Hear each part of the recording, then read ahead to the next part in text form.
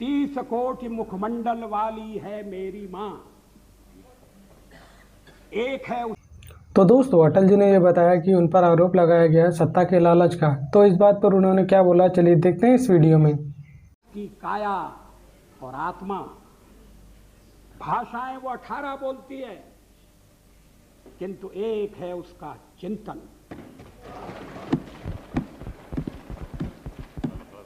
मित्रों, अध्यक्ष महोदय,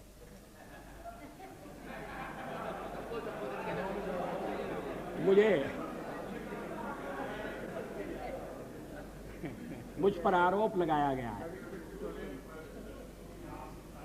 और यह आरोप मेरे हृदय में घाव कर गया है। आरोप यह है कि मुझे सत्ता का लोभ हो गया है और मैंने पिछले 10 दिन में जो कुछ किया है वो सत्ता के लोभ के कारण किया है। अभी थोड़ी देर पहले मैंने उल्लेख किया कि मैं 40 साल से सदन का सदस्य हूं। सदस्यों ने मेरा व्यवहार देखा है, मेरा आचरण देखा है। जनता दल के मित्रों के साथ मैं सत्ता में भी रहा हूं। कभी हम सत्ता के लोभ से गलत काम करने के लिए तैयार नहीं। यहां श्री शरद पवार बैठे हैं। जब मेरे मित्र जसवंत सिंह जी भाषण कर रहे थे तो शरद पवार नहीं थे।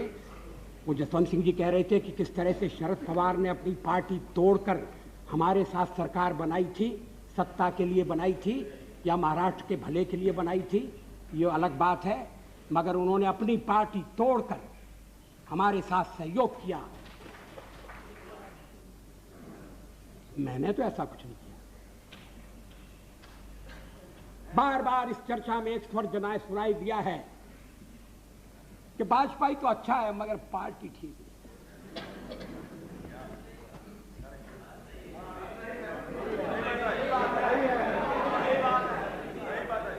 अच्छा, तो अच्छे वाजपेयी का आप क्या करने का इरादा रखते हैं?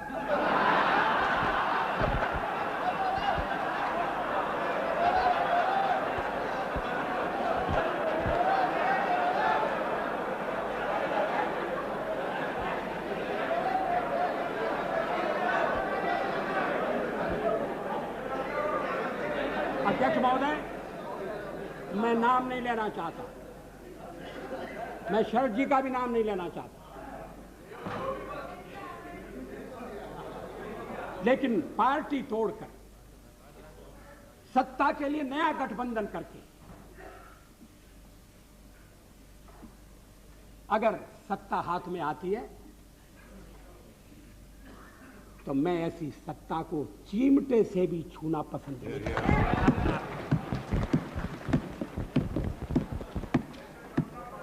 न भी तो मरणादस्मि केवलम दूषितो यशः। भगवान राम ने कहा था, मैं मृत्यु से नहीं डरता, अगर डरता हूं तो बदनामी से डरता हूं, लोकापवाद से डरता हूं। 40 साल का मेरा राजनीतिक जीवन खुली किताब है, लेकिन जनता ने जब भारतीय जनता पार्टी को सबसे बड़े दल के रूप में समर्थन दिया तो क्या जनता की अवज्ञा होनी चाहिए? जब राष्ट्रपति ने मुझे बुलाया और सरकार बनाने के लिए बुलाया और कहा कि कल आपके मंत्रियों की शपथ विधि होना चाहिए और 31 तारीख तक आप अपना बहुमत सिद्ध कीजिए, तो क्या मैं मैदान छोड़कर चला जाता? मैं पलायन कर जाता? जिस जनता का हमने विश्वास अर्जित किया है, और आप इकट्ठी भीड़ न करें। मैं अलग अलग पीछे, अब जब मैंने चर्चा आरंभ की थी तब इसका स्पष्टीकरण किया था। क्या यह तथ्य नहीं है कि हम सबसे बड़े दल के रूप में उभरे हैं? अब जो और तर्क दिए जा रहे हैं मैं उन पर आऊंगा। क्या मैं राष्ट्रपति महोदय से कहता कि नहीं, पहले मुझे जरा बात कर लेने दो,